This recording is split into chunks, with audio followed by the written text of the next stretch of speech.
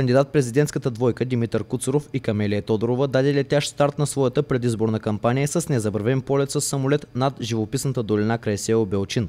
4-местният Пайпер 28 излетя от малкото летище край популярния спа курорт, управляван от кандидата за президент под вещото наблюдение на полковник Свилен Иванов, който е и част от екипа съветници на двойката Димитър Куцуров Камелия Тодорова и е единственият български летец, който все още се занимава с въздушна акробатика.